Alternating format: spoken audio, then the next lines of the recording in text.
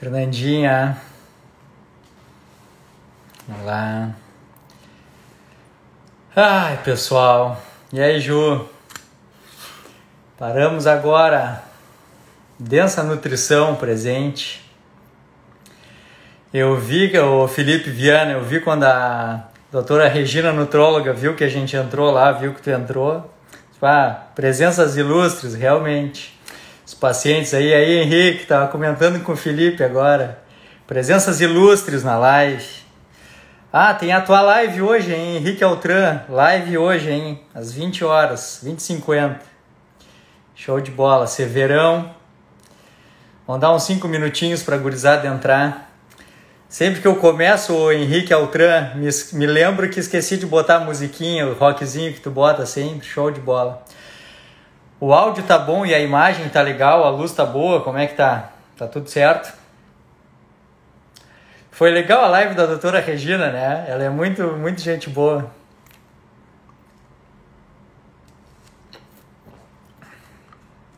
Isso aí. Henrique Altran e Densa Nutrição, Felipe Viana. Live imperdível às 20h50. Show de bola. Muito bem, pessoal. Então, assim, hoje é uma live... aquele rockzinho que o Henrique bota, top.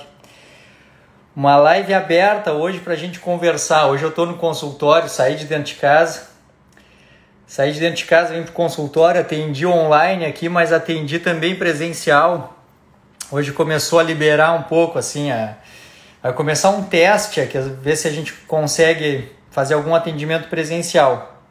Então hoje atendi online aqui, atendi presencial, distanciamento, tudo certo, assim, a princípio tudo ok. Quem sabe a vida não vai voltando, né, devagarinho. Hein, Sabrina e César? No bloco cirúrgico não, Sabrina e César. Mas é assim, ó. É uma live anti-quarentena, pra gente conversar, né? Não ficar só preso dentro de casa, já tá ficando louco. E aí, o Instagram bombando de perguntas e dúvidas, assim.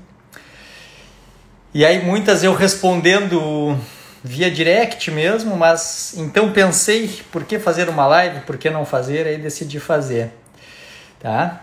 Então eu tenho assim, tem temas que a minha conexão tá tri boa aqui, ó. Não sei como é que, se todos estão me vendo bem, a minha internet aqui, ela tá top. Tá falhando para alguém, tem algum problema? Porque para mim tá top aqui, tá sinal cheio e a internet boa. Me avisem aí, se for o caso, eu saio e entro de novo, mas para mim não tá acusando nada, parece tudo muito bem.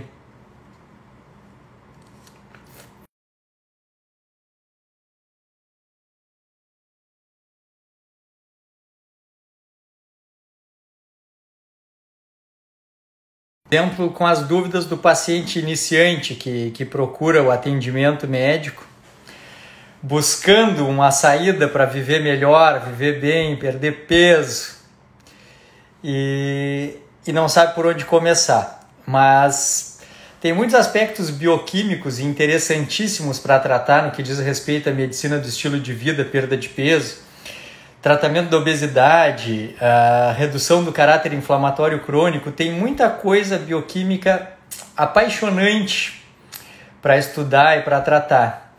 Só que esses aspectos apaixonantes da bioquímica e da medicina do estilo de vida, eles barram e esbarram no primeiro tijolo onde vocês tropeçam, vocês e o paciente em geral, né?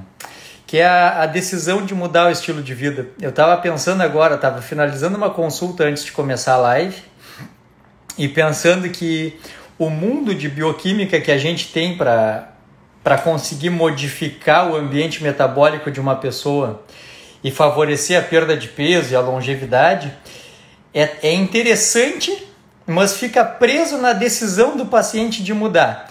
Eu tenho vários grupos de pacientes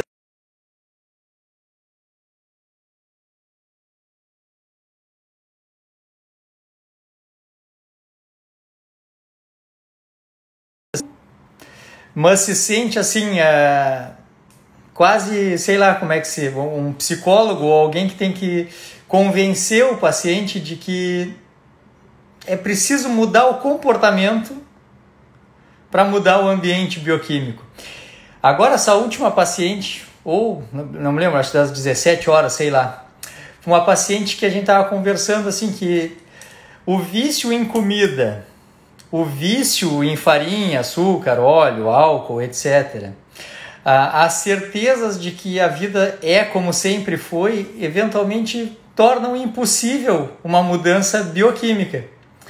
Não adianta eu querer medicar uma característica, por exemplo, de diabetes e obesidade. A obesidade tem características metabólicas hormonais que são passíveis de medicação. A gente pode medicar isso, resistência à insulina, resistência à leptina, eventualmente precisam de uma ajuda medicamentosa, mas de nada adianta ajuda medicamentosa se não tiver um comprometimento, decisão de mudar, que gere um propósito e, a partir do propósito, disciplina para substituir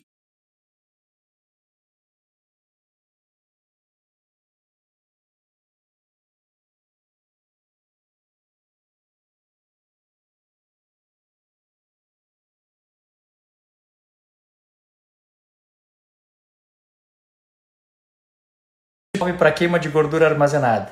Eu preferia não ter lido, porque agora eu vou ficar louco, tá, Laura? Assim, ó, eu posso fazer toda a live baseado só na tua pergunta. Que é assim, ó. Veja bem, vamos sair do cenário da dieta e vamos sair do cenário do emagrecimento.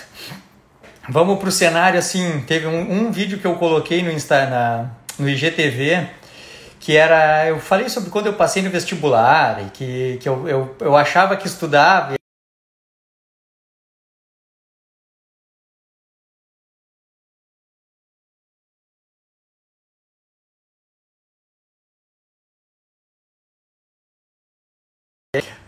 E roubar na prova, colar, acho que é possível, de repente é possível. Talvez seja possível. Eu não sei se eu tenho interesse nesse sucesso. Eu quero o interesse assim no passar na prova do vestibular, que ele seja o reflexo do quanto eu estudei e do quanto eu me dediquei para aquele fim específico. Para isso eu te pergunto assim, consumir açúcar, nós estamos em 2020, século 21, consumir açúcar, não estou falando sobre bioquímica, eu estou falando sobre o ato de consumir açúcar. Consumir açúcar é uma atitude alinhada com desfechos positivos? Consumir açúcar é uma atitude alinhada com o comportamento de quem está voltado em perder peso, em viver bastante, ter performance? Não é. Em 2020 não se aceita assim, a questão de reduzir a quantidade de açúcar se não for com a ideia de que isso é um passo para que consiga parar de comer açúcar. Porque parar de comer açúcar é o básico, assim, é o elefante na sala, que é o que tem se falado sobre o Covid-19 hoje, que a síndrome metabólica e o distúrbio comportamental relacionado ao estilo de vida é o elefante na sala. Ninguém morre no final das contas porque pegou coronavírus, né?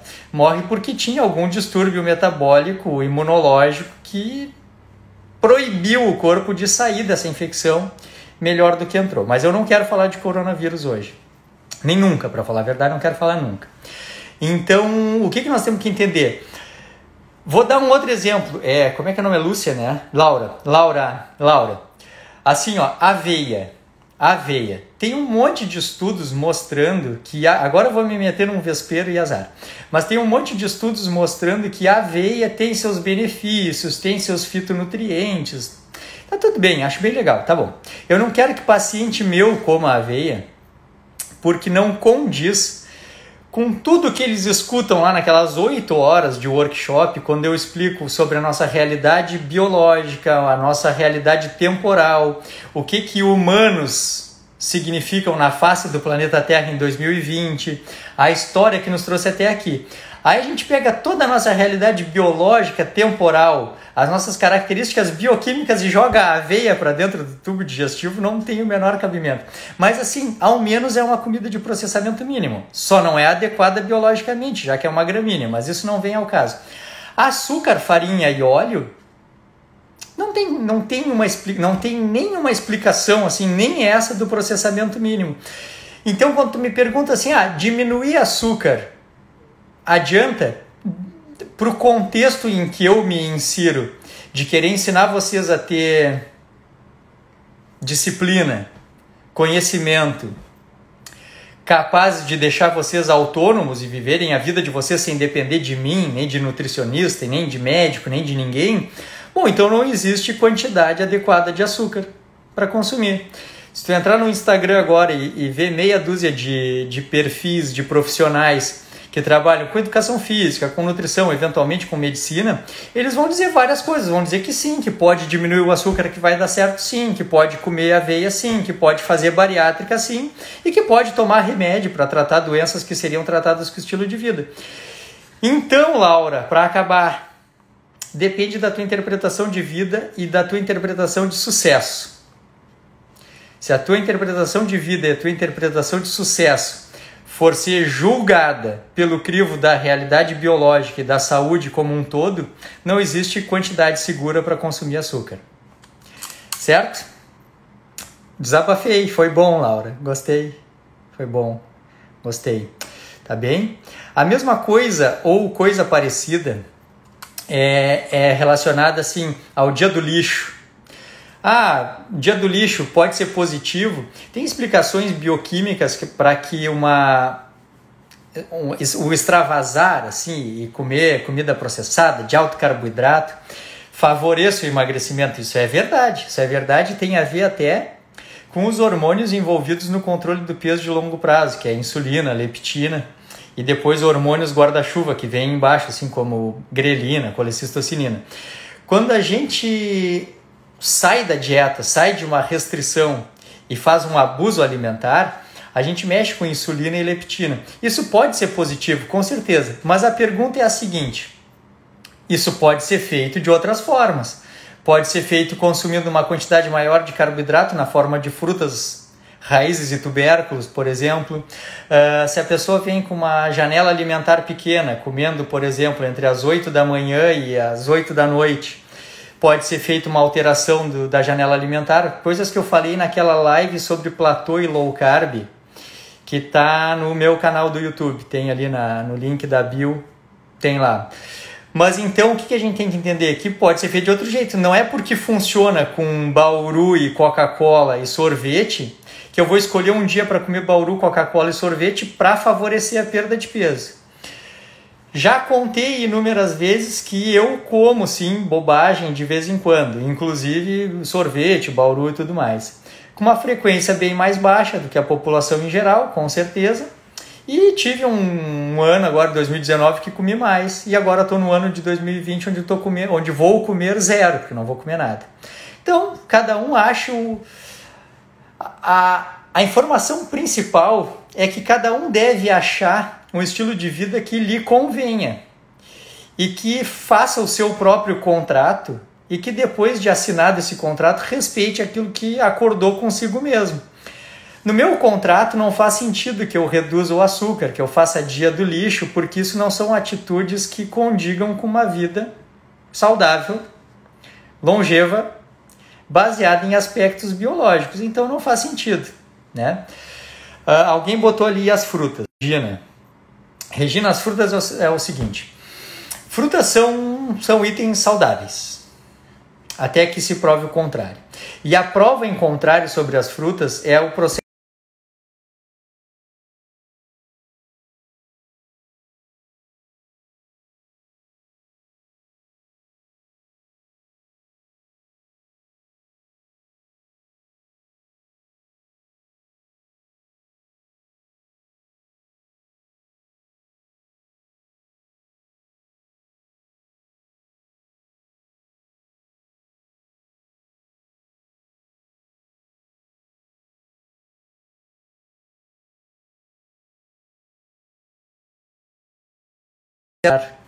Vou esperar.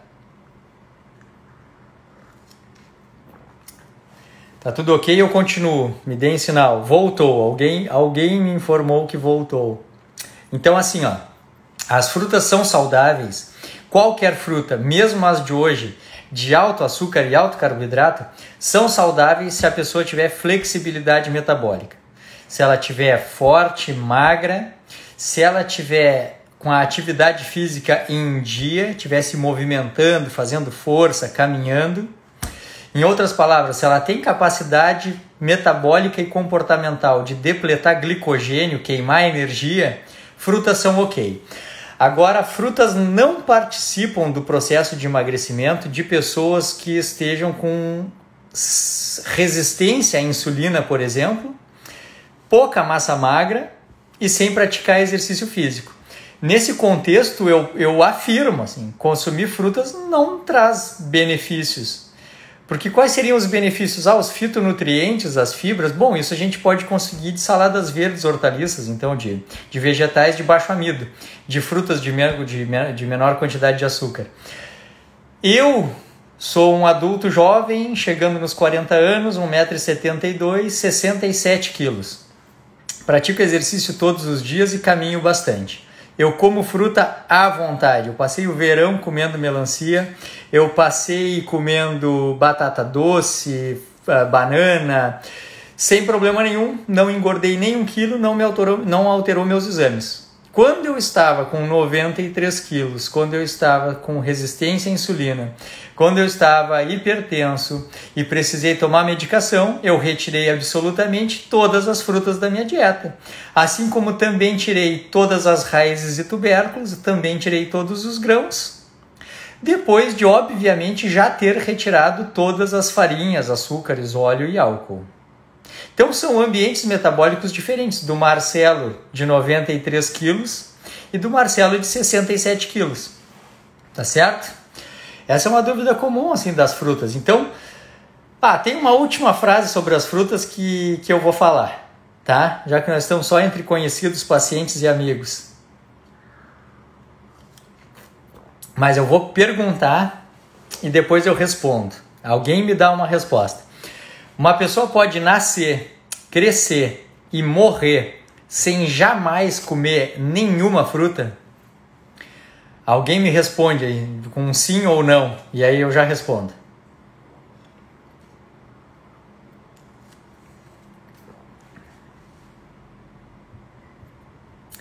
Com certeza, Regina. A pessoa pode nascer, crescer, morrer de velho sem comer nenhuma fruta. Tá? Eu como frutas e é gostoso, tá bem? E torna a dieta mais completa, assim, mais variada, mais palatável. São itens que a gente pode usar como prazer, assim, que vontade de comer um doce, come uma fruta. A única coisa é que a gente tem que saber que não é uma obrigação, assim. Porque a gente entra na internet, entra no Instagram, e a vontade que dá é de ter que sair comendo 3, 4 porções de fruta por dia, porque parece que isso é uma obrigação, assim. Se não tiver o consumo diário de frutas, a gente não vai ter saúde, jamais terá saúde. Isso não é uma verdade, tá bem? Assim, as poucas fibras e fitonutrientes que porventura venham a faltar numa dieta que não é completa, elas podem ser extraídas de vegetais de baixo amido, como saladas verdes, hortaliças, e essas frutas menos doces. Então, como por exemplo tomate. Tomate é uma fruta, né? Mas a gente pode viver a vida sem consumir essas frutas doces e não vai mudar nada na saúde. Então a pergunta assim, me ocorreu uma coisa muito interessante. A pergunta é assim, a gente pode comer fruta? Pode comer fruta. Quanto pode comer? Depende da flexibilidade metabólica. É que essa conversa ela vai se encaminhando para uma conversa muito ruim, que é assim, a minha vida hoje nos atendimentos de consultório e online agora, né? Elas parecem que é assim de dar o limite que a pessoa pode comer de porcaria, ou de carboidrato, ou de gordura. A pessoa quer saber assim, até quanto pode comer. Tá, mas quanto de fruta eu posso comer? Quantas exceções eu posso abrir? Entendesse? Assim, é para saber qual é o máximo. Poucas pessoas, eu não me lembro de nenhuma pessoa me procurou para emagrecer e me fez a pergunta assim, qual é o mínimo que eu posso comer? porque eu quero emagrecer. Vamos criar um exemplo, assim, eu tenho 120 quilos e eu quero ficar com 70 quilos, doutor Marcelo, então eu quero perder 50 quilos. Eu provavelmente vou ter que comer muito pouco. Então eu quero saber assim, eu quero comer o mínimo possível, porque eu quero emagrecer. Qual é o mínimo possível que eu posso comer? Ninguém nunca me perguntou isso. A pergunta é assim, quanto de exceção eu posso fazer? Quanto de carboidrato dá para comer? Quanto de fruta dá para comer? Entendeu? Até que hora dá para comer? Quantas refeições por dia dá para comer? Que coisa louca, né? Se tivesse assim uma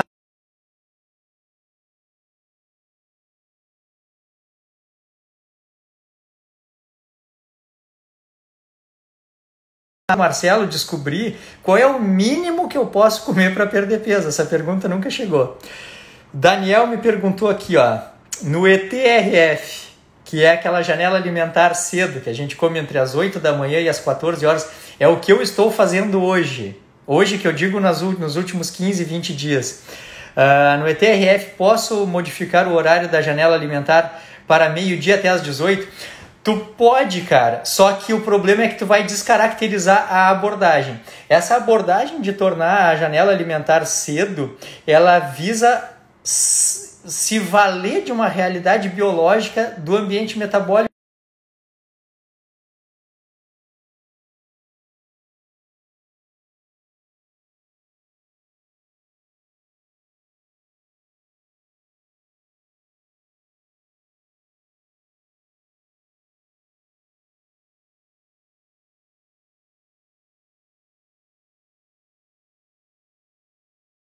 Ela lá no período da manhã. Só que então, assim, para responder a tua pergunta, assim, descaracteriza a abordagem. Não é mais early, não é mais cedo a janela. A janela trocou de lugar.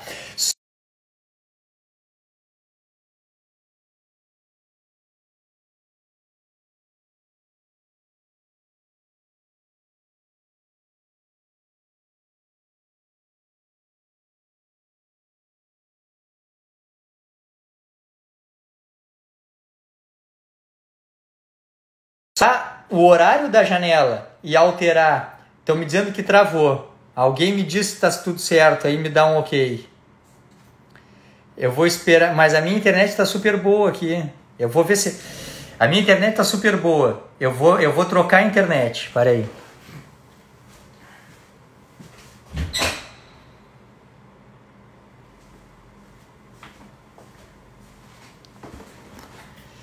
Vamos ver se melhora. Eu mexi na antena ali da internet. Vamos ver se melhora. Tá travando ainda?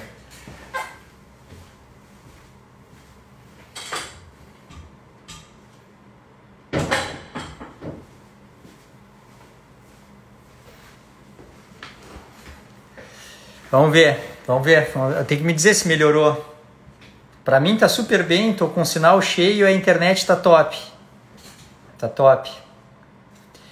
Tá? Risolete dizendo que está travando. Bom, para uns está travando, para outros não está travando, está normal. Então, então assim, vamos entender que a janela alimentar cedo, então, tem outras variáveis que não só o tamanho da janela. Envolve o período da manhã, porque estudos bem conclusivos demonstraram que essa janela alimentar pela manhã, por se valer de um ambiente metabólico diferente do da noite, tem resultados melhores no controle do peso e na perda de peso. Tá? Só que essa variação de horário de janela alimentar para o fim do dia, ela favorece a quebra do platô por mudar os mecanismos de homeostase. Então tudo é válido, tá tudo certo. Tá tudo certo. Claudinei Laroque disse que está travando, mas eu acho que agora já melhorou. Clarice disse, boa noite, tenho diabetes, qual seria o menos prejudicial para eu usar no café da manhã, já que não consigo ainda não usar? O açúcar xilitol ou estévia? Xilitol é melhor. Está se estudando muito isso ainda. É muita live nesse horário, é isso aí. Está se estudando isso ainda, tá? Mas o xilitol e a estévia são os mais seguros. Eu te diria assim que tu teria que testar os dois e ver, porque ambos têm pontos negativos. A estévia tem um ponto negativo que não é tão negativo assim. Só o poder edulcorante, o poder de doçura dele, pode deixar um sabor residual metálico que não é todo mundo que gosta. Minha esposa não gosta, por exemplo. Eu gosto. E os poliálcois, o xilitol, o eritritol, eles podem dar gases, podem promover disbiose, dependendo da quantidade. Mas eu te diria assim, ó, esquece o que eu falei e testa os dois. O que tu gostar tá bom. Tenta usar cada vez menos deles próprios. Quanto menos adoçante usar no geral, melhor é. Tá? Bueno Félix, e aí, rapaz? O Linea, quando eu comecei a cuidar da minha dieta, só existia Linea Sucralose, que foi a primeira empresa que vendeu no Brasil sucralose, a princípio. E hoje em dia não, hoje em dia tem outros adoçantes da marca Linea. Então, Linea é só uma marca, não é um... Séries Correia, me deixa a tua pergunta aqui, Séries Correia. Tá? Outra coisa, então, ó, eu não vi aqui, tá? Então, Clarice, qualquer um só tenta usar o menos de qualquer coisa. A pergunta que eu falo é a seguinte, ó. Comer gordura faz bem? Eu preciso de uma resposta. Alguém me dá uma resposta e eu sigo falando. Comer gordura faz bem? Comer a pele da galinha? Comer a gordura da chuleta? Qual o teu parecer? Tá, primeiro eu vou falar sobre a gordura, depois, Cíntia, tu me lembra, eu falo aqui, tá? Primeiro eu quero que alguém me responda se comer a pele da galinha faz bem. O Bueno Félix respondeu assim, ó, de boa, valendo. Então tá. Então eu vou contar uma notícia para vocês. Faz bem, mas depende do paciente, tá? Como essa é uma live aberta e tem bastante gente que eu não conheço aqui, não me conhece também, então é importante tirar dúvidas que às vezes sem um acompanhamento médico, sem uma conversa mais próxima, a gente pode deixar passar. Comer gordura faz bem. Se o paciente já se comprometeu com a qualidade da dieta como um todo e já entende que o principal fator que determina a qualidade de uma dieta humana é o nível de processamento e a adequação biológica. Vencida essa fase, e se a pessoa entendeu que o que faz bem mesmo é comer comida natural de processamento mínimo, aí gordura faz bem. Sabe por quê? Porque quando a pessoa come assim, ó, come sorvete, quando a pessoa come bauru, quando a pessoa come massa, toma refrigerante, toma cerveja, come bastante comida processada, ela pode ter disbiose, que é uma alteração das bactérias que moram no nosso intestino e favorecem a nossa digestão e outros comportamentos metabólicos que envolvem a imunidade e outros processos. Depois a gente fala sobre isso.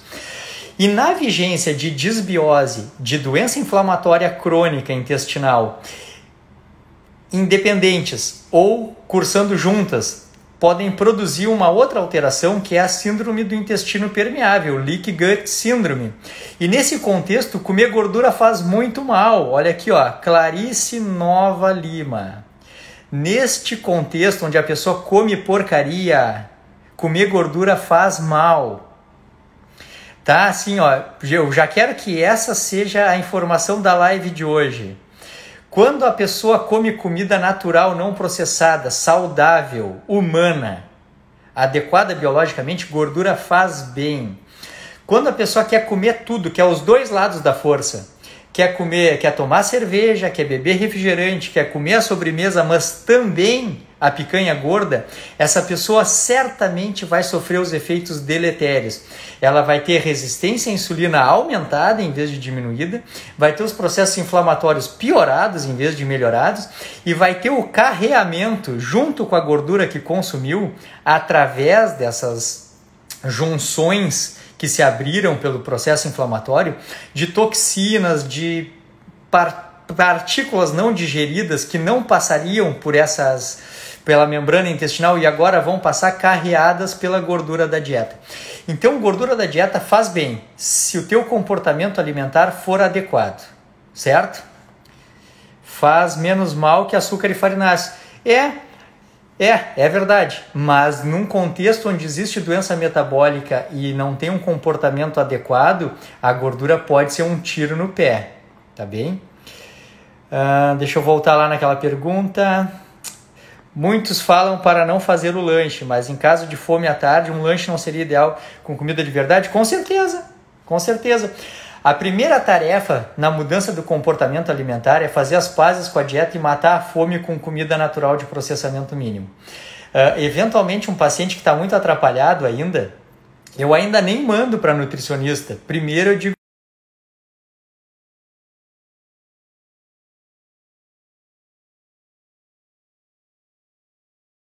esquece low carb, esquece low fat, esquece qualquer coisa.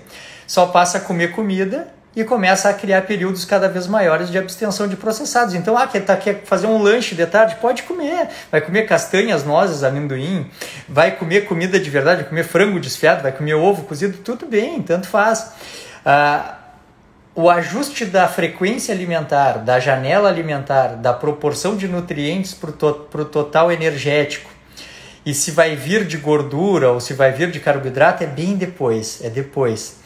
É quando a pessoa já fez as pazes, já nutriu o corpo, matou a fome com comida de verdade, vai começar a buscar estratégias agora para performance, para perda de peso, para longevidade. Eu poderia dizer assim, vou falar uma coisa polêmica agora para quem não está habituado, mas comer da hora que acorda até a hora que dorme, nem comida de verdade faz bem. Não faz bem.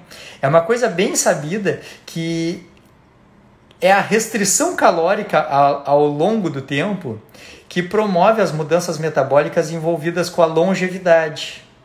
Então, certamente, matar a fome com comida de verdade é o primeiro grande passo para criar uma relação melhor com a comida e melhorar agora os marcadores inflamatórios, tudo. Mas certamente a gente vai ter que jogar depois com parar de beliscar nos meios, reduzir a janela alimentar, com certeza. Tá?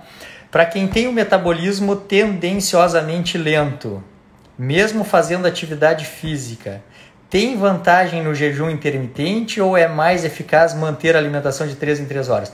Nunca é mais eficaz manter a alimentação de 3 em 3 horas. Nunca é vantajoso manter a alimentação de 3 em 3 horas.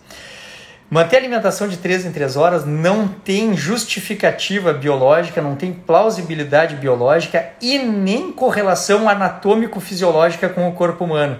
O corpo humano foi feito para ter refeições maiores e períodos maiores de jejum. Não faz sentido num tratamento baseado em adequação biológica comer de 3 em 3 horas, jamais. Agora que eu falei o jamais, me veio a única situação onde a gente pode jogar com uma janela alimentar em que caiba nela uma frequência alimentar maior, eventualmente de 3 em 3 horas. Mas mesmo assim, jamais marcando hora para comer. Marca hora para comer, jamais. Paciente meu que vai fazer parte do Projeto Humanos, que vai assistir os workshops, que vai consultar, que vai consumir o material do Instagram, que vai mudar a vida baseado no conhecimento biológico, nunca pode marcar hora para comer. Vamos ficar combinado assim, tá? Nunca, jamais. Então, comer de 3 em 3 horas está fora, até porque teria que marcar a hora para comer, então está fora. Então, eu vou desconsiderar o 3 em 3 horas e vou falar em frequência alimentar aumentada, comer mais vezes ao dia. Tem uma situação em que eu preciso fazer isso. Paciente pós-bariátrica. Paciente que fez bariátrica, mas por quê? Porque ele acabou com a arquitetura anatômico-fisiológica do ser humano. O cirurgião foi lá e acabou com o que a natureza fez para controle da fome, da saciedade e do metabolismo. Acabou com isso. Então, os hormônios que controlariam a fome e a saciedade de maneira natural, como, por exemplo, a grelina produzida no fundo do estômago, o GLP-1 produzido no intestino delgado, orquestrado de uma maneira adequada à presença da comida no tubo digestivo, acabou na bariátrica.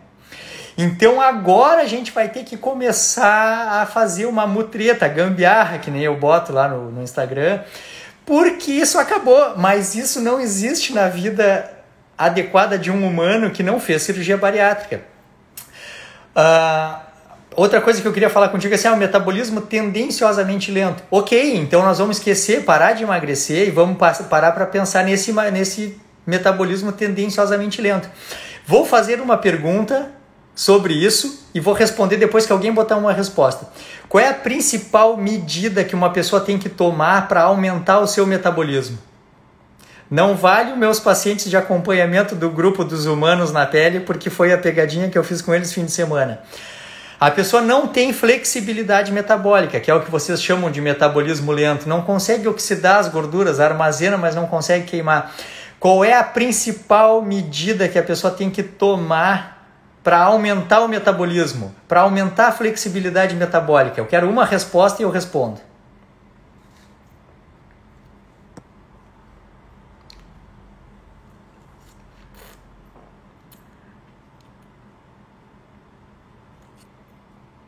Não é jejum, não é jejum, não é comer mais gordura.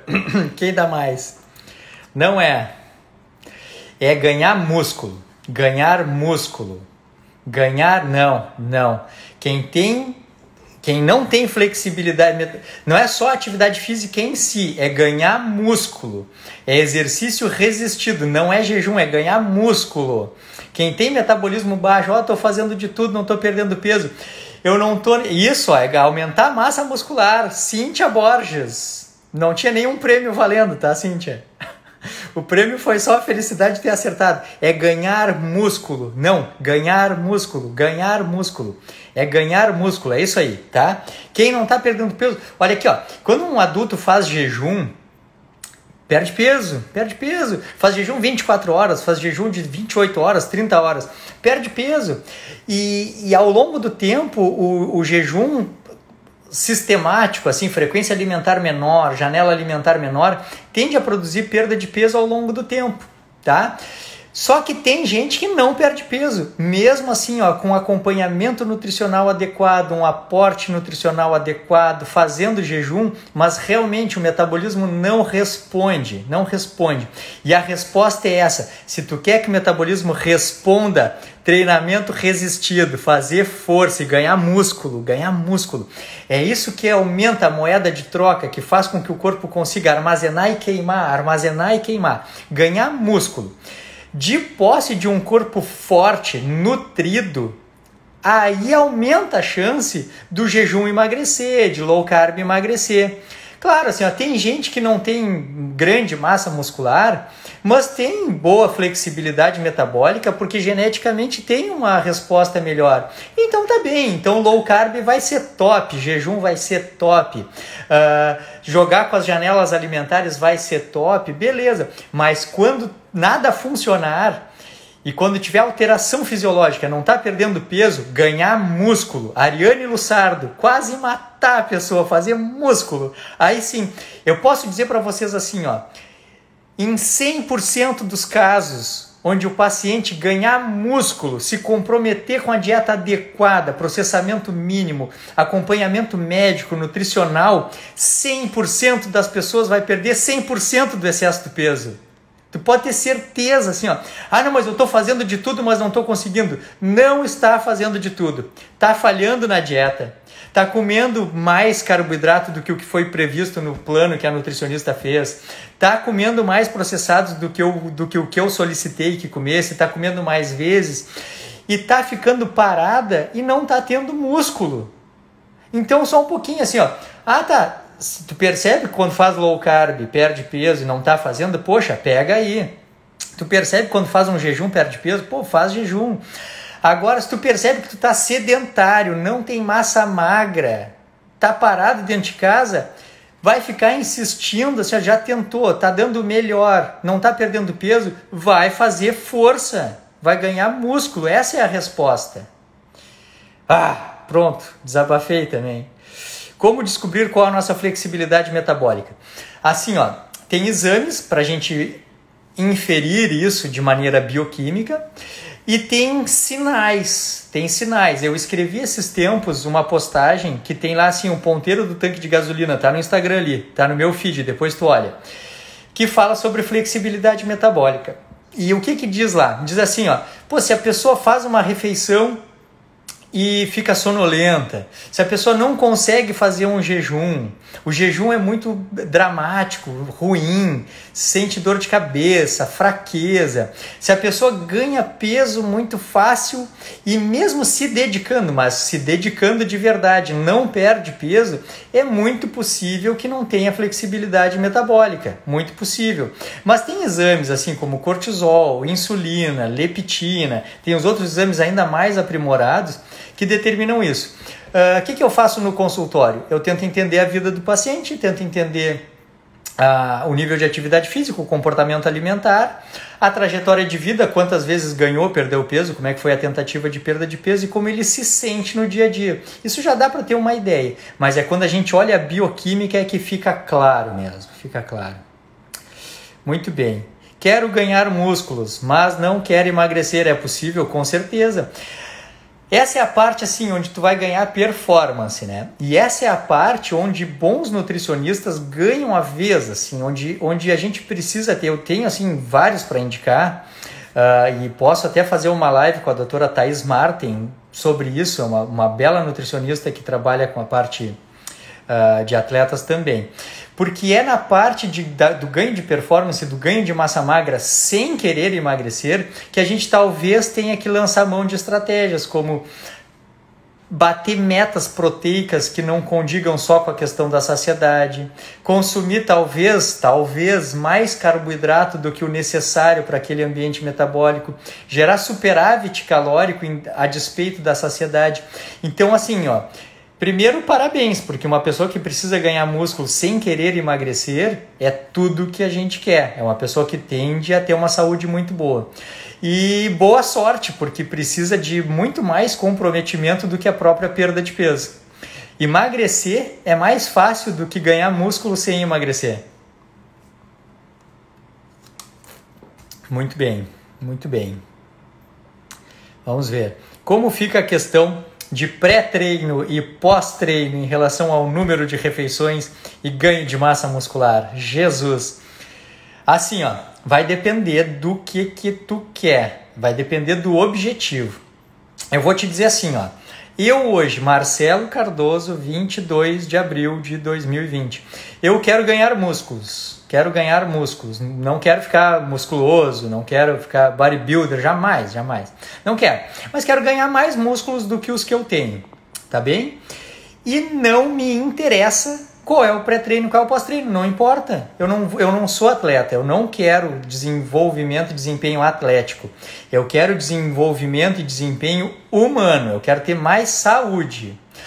Então, nesse contexto onde a gente não é atleta, o que importa é a realidade. Eu quero ganhar músculos como um organismo humano. Eu não quero ganhar músculos como um atleta. Se eu quero ganhar músculos como um organismo humano, não importa. Importa o que eu vou comer da hora que eu acordo.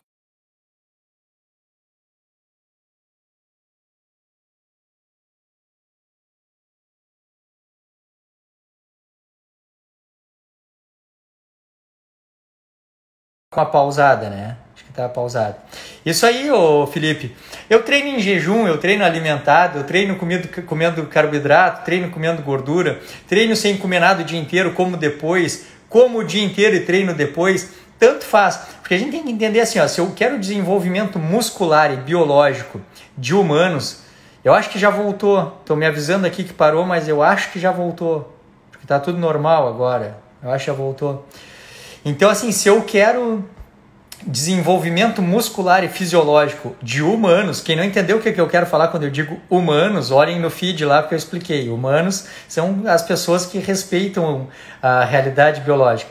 Eu não sinto fome depois do treino. Então não precisa comer. Agora, se quiser rendimento atlético, aí não tem essa, aí vai ter que pesar a comida, vai ter que comer numa frequência que torne possível um aporte proteico e energético adequado. Aí tu vai estar nas mãos de técnicos. Aí tu vai depender de alguém para te dizer o que comer e organizar isso para ti. O que eu quero fazer para mim e o que eu quero fazer com os meus pacientes não depende. Eu quero que todos os meus pacientes fiquem fortes, magros e saudáveis e tenham performance não para ser atletas com 8% de gordura corporal. Eu quero que eles tenham força e gordura armazenada suficiente para que cheguem aos 100 anos sem doença metabólica e sem limitação. Para isso, não interessa, assim. Já está bem provado que, baseado pela fome e pela saciedade, uma pessoa que come em regime de livre demanda fontes proteicas com boa disponibilidade, come em torno de 1,3 grama de proteína por quilo por dia. Se a gente come mais do que 0,8, mais do que 1 grama, para o que eu preciso, quer ficar forte, magro e saudável, tá muito bom. Então o que eu faço? Eu como o que eu quiser, a hora que eu quiser. Hoje de manhã eu comi 5 ovos fritos na manteiga. E no almoço eu comi um bife. E aí aconteceu uma coisa assim, ó, eu hoje não comeria mais nada. Eu estou fazendo essa janela alimentar menor. Só que a minha mulher me mandou antes da live uma foto de uma forma. Se eu entendi bem, são várias tiras de costela de porco numa forma indo para o forno agora. Tá? E aí isso acaba com a tentativa do Dr. Marcelo, porque assim, ó, quanto mais proteína eu quiser comer, melhor é, porque eu como bem pouco hoje, eu não tenho fome, né? Que fome eu tô agora? Não tô com fome nenhuma, né? Mas vou chegar em casa, vou ver aquela forma lá, vou comer, provavelmente eu vou comer. Vou botar no Instagram nos stories, tá? Se eu decidir comer. Tá bem? Vou botar nos stories se eu decidir comer. Mas vou comer. Mas é comida natural de processamento mínimo e eu tô só exemplificando que quem come comida natural de processamento mínimo em regime de livre demanda e tem essa liberdade nutricional que é não se preocupar com regras, pouco importa, eu vou lá e como, depois amanhã jejuo e tá tudo bem. Outra coisa é que assim, ó, eu faço exercício todos os dias, tá? Quando não tem o isolamento social, eu ia e vinha para o consultório caminhando, cansei de botar nos stories. E agora em casa eu fico naquela coisa, assim, arrumo as coisas em casa, dou uma volta ali na volta de casa, tudo, e faço uma sequência de exercícios resistidos em casa, com peso livre e peso do próprio corpo. Tanto faz que hora eu vou comer ou não. Hoje eu não fiz exercício ainda. Eu vou fazer exercício depois da live, ainda tem mais uma consulta ainda depois da live, eu vou chegar em casa, vou fazer minha rotina de exercícios, que é hábito e virou certeza do dia, e vou comer depois. Então, olha aqui, comi 5 ovos fritos na manteiga de manhã, 2 bifes no almoço e provavelmente eu coma costela de porco de noite. E olha que louco, vou comer o quê? Umas 10 horas da noite, vou me deitar para dormir? Isso é a coisa mais saudável do mundo? Lembrem assim, ó, a primeira coisa, comer comida natural de processamento mínimo, depois vem todo o resto, tá? Então, tudo bem. Caminhar ajuda muito. A grande coisa é que caminhar deve ser a base da pirâmide do exercício. A gente deveria caminhar bastante, a gente deveria caminhar pelo menos em torno de 3 horas na semana, assim, eventualmente, dependendo da fonte, até mais, tá? Então, eu sou um andarilho. Fora do isolamento social, eu sou um andarilho, eu faço tudo caminhando, aprendi a fazer assim. E também faço força, tá? Mas caminhar é realmente bastante. Nutrição totalmente ancestral, Henrique. Pô, cara, comer conforme a fome, comer comida natural de processamento zero, comida in natura. Ovo na manteiga, bife na chapa e costela de porco. Pô, isso que eu não sou carnívoro, eu sou onívoro, mas hoje vai ter um viés bem carnívoro. Faço consultas online, inclusive tenho feito diariamente, inclusive até fora do horário. Vegetais e verduras com proteína como fica? Tranquilo. Eu sou a favor do onivorismo com viés carnívoro, então onde a base da pirâmide alimentar deve ser de carnes, ovos, vísceras e produtos dos animais. E logo acima vem os vegetais de baixo amido na pirâmide, assim, que é o que eu faço de maneira bem natural. Então, quando eu tenho vontade de comer saladas, eu como, quero comer uma fruta, eu como. Tem dias que não como nada, como só carnes, ovos. Beleza, assim, tá tudo bem. Ouvi dizer que o que determina é a rotina. Rotina, porque a rotina ela é fruto do quê? Ela é fruto do conhecimento, do propósito e da disciplina. Conhecimento, propósito e disciplina gera hábito. E o hábito consolidado é a rotina. Olha que bonito. O que tu diz a respeito de leite e seus derivados? Tu quer me tirar dúvidas importantes, Zara. Vamos deixar assim. Assim, ó. Isso é muito individual. Eu vou primeiro falar sobre medicina baseada em evidências. A medicina baseada em evidências diz que laticínios integrais são benéficos para a saúde, favorecem o controle do peso e favorecem o controle do diabetes. Vejam bem, laticínios integrais. Agora, o leite, então, seriam os derivados, assim, iogurte natural integral, leite, queijos integrais. Então, tá bem. O leite em si, ele é muito variável porque depende da genética específica de cada pessoa. Tem gente que digere leite muito bem mesmo na idade adulta, mas uma percentagem muito grande das pessoas não tolera bem, não tolera nada bem, e uma outra grande parte gera uma inflamação crônica, assim, fica estufado, tem gases, a queimação, azia, doença do refluxo, que retirando o leite melhora muito. Então, absolutamente não tem porquê, assim, ó, não tem porquê consumir leite. Não tem porquê consumir leite. Não existe uma razão para consumir leite, nenhuma razão para consumir leite. Mas pode ser consumido, se a pessoa consegue colocar na sua dieta, na sua rotina, é um item natural, não tem processamento, se a gente conseguir, né? Não vou entrar no mérito. E se sentir bem, tá tudo muito bem. Os lácteos integrais, em geral, vão muito bem, muito melhor do que o próprio leite. Agora, se não vai bem, não tem por que insistir, porque é um item acessório numa dieta humana, não é um item obrigatório. Depois do jejum, alimentação predominantemente proteica, com certeza. Quem gosta de leite, qual o melhor? Leite integral. Mas hoje em dia tem assim, leite fresco para vender em garrafa. Tem uma loja aqui perto do consultório, inclusive, que vende. Seria assim, leite integral sempre, jamais desnatado nem semi-desnatado. Os queijos contam como comida de processamento mínimo? Sim, embora existam queijos processados. Em geral, quando a indústria é confiável, coisa que em geral não é, né? Sim, leite de vaca é. Mas pode ser consumido outros leites também, Ariane. Pode ser consumido outros leites de outros mamíferos. Pode ser consumido leite de cabra, por exemplo. Poderia ser assim. Me perdi. Queijos e queijos, isso aí, Felipe, dessa nutrição, isso aí. Existe queijo processado, que é muito ruim. O queijo natural de processamento mínimo é aquele queijo curado amarelo, o queijo gordo, aquele queijo que a gente compra nos armazéns, assim, que foi feito artesanalmente, isso aí. Sou atleta, 8% de gordura, e duvido que seus exames estejam melhores que os meus. Acho que sim. Duvido que seu nível de condicionamento... Não, acho que sim, acho top. Eu só estou dizendo assim que não precisa. Não precisa ficar com 8%. Não, acho que eu me expressei mal, assim, ó. Meus exames são muito bons também, pode olhar lá nos destaques. Então, não precisa ficar com 8% de gordura. É só isso, eu não disse que é deletério. Não disse que é deletério. Eu não preciso buscar isso. Eu não preciso buscar o desempenho de atleta para chegar nos 100 anos com qualidade de vida. Não. Eu não preciso chegar no desempenho que tu tens. Acho top, cara. E admiro o atleta. Porra. Eu acho que assim... Sabe por que eu admiro o atleta? Inclusive assim, ó. Vamos conversar para tu entender bem. Eu admiro o atleta porque o atleta tem conhecimento, disciplina, propósito, cara. Quem consegue chegar em 8% de gordura com rendimento é um cara que dedica a vida para isso. E tudo que eu busco nos meus pacientes é conduzir eles a dedicar a vida para conseguir performance e longevidade. Só o que eu quero dizer é que ele não precisa ser atleta com 8% de gordura para viver super bem. Não precisa. Uma pessoa com 12%, com 15% de gordura corporal, que preenche os requisitos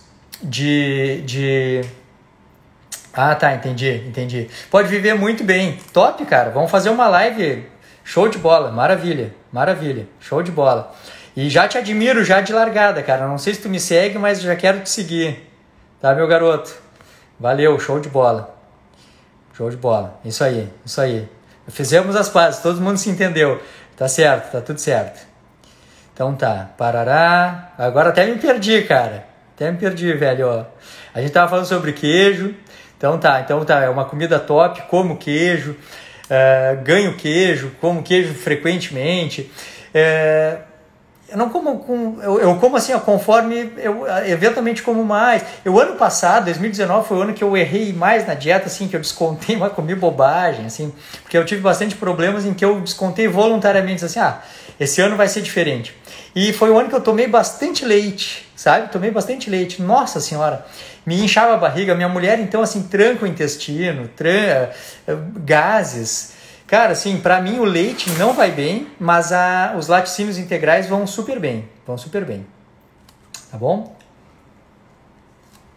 Então, assim, que fique claro aí que é muito difícil consumir proteína demais, quando a gente consome proteína em regime de livre demanda, dá aí alguma coisa em torno de 1 grama, 1,5 gramas, o que é muito bom. Então, para quem não busca o desenvolvimento de atleta, basta comer conforme a fome. Ok, não precisa ter percentual de atleta, mas tu acha que precisa ter o peso considerado ideal de acordo com a indicação dos nutricionistas? Não, eu acho que tu deve ter um peso adequado que tu te sintas bem. Eu acho que deve ter um peso adequado, que o teu ambiente metabólico fique saudável no que diz respeito a não ter sensibilidade, não ter resistência à insulina, a ter uma quantidade de leptina adequada para a gordura que tu tem, que tenha a ver com o teu contexto genético e que esteja dentro de padrões aceitáveis para o biótipo humano, que vai desde 8%, 10% até 25%, 30%. Não tem como dizer assim, que uma pessoa com 40%, 50% de gordura corporal vai poder ter qualidade de vida e longevidade. Isso é uma coisa impossível. Mas agora eu não posso dizer que uma pessoa que tem 22% de gordura corporal vai ter a vida abreviada em relação à pessoa que tem 8% ou 12%. Não, porque a gente está dentro de um universo que tem adequação biológica. E aí cada um com a sua genética, cada um com a sua adequação. Os extremos é que são o problema. Assim, a anorexia, mulheres super magras, sem massa muscular e 4% de gordura corporal, isso é insalubre. Um paciente com 125 quilos, 45, 50% do peso na forma de gordura, isso é impossível, isso é insalubre. Agora, uma mulher de 1,60 m com alguma coisa lá entre 50 e 70 quilos, que faça densitometria de corpo inteiro, que demonstre 18% de gordura corporal, com exames bons, se sentindo bonita, se sentindo bem, tá show, tá tudo bem, tá tudo beleza. Sou diabética, magra, mas tenho muita gordura no abdômen e faço controle alimentar. O que fazer? Essa gordura visceral, ela provavelmente é causada às custas de hiperinsulinemia. Então tem que pesquisar no laboratório, fazer exames, conversar com o médico, com o nutricionista, porque tu deve estar com resistência à insulina. Mesmo o diabético tipo 1, que usa insulina subcutânea, desenvolve resistência à insulina. E essa resistência à insulina pode fazer gordura visceral, mesmo no diabético tipo 1. Sempre no diabético tipo 2. Diabético tipo 2 é uma doença caracterizada por resistência à insulina, onde a facilidade de engordar no abdômen é muito grande. Com isso, a chance de engordar, de ficar hipertenso, de ter doenças inflamatórias é muito maior. Então, a dica para ti é assim, consulta um bom médico, um médico que entenda sobre o que a gente está falando, dosar exames, perceber bem como é que está funcionando o teu organismo. Não é legal, tem que perder essa gordura. Pessoal, está acabando a live. Está acabando a live, eu tenho que terminar ela antes de acabar, porque senão eu não consigo salvar. Então, só dizer que devo fazer jejum todos os dias? Não. Me procura, me manda um direct, a gente fala sobre jejum, marca uma consulta online, vamos fazer alguma coisa e fala sobre jejum. Pessoal, foi um prazer. De repente eu faço uma outra live dessas, foi show. Eu vou encerrar, tchau. Aqui tenho mais 1 minuto para falar. Então, olha aqui, veio aqui me dizendo, um minutinho para falar. É muita coisa para falar, são dúvidas pertinentes, vocês são um público top, assim, foi muito bom, superou minhas expectativas. Pela primeira vez eu fiz uma live sem assunto, só para conversar. Então, assim, vou fazer outra, vou avisar antes, sem assunto, só para conversar. A gente se fala aqui então. Tem agora 20h50 a live do Henrique Altran e o Felipe Viana na Densa Nutrição, procure o canal dos dois. E vai ficar salvo aqui no meu Instagram, nos stories, e depois vai para o YouTube. Tudo de bom, foi um prazer. Muito obrigado pela presença. Público top, pessoas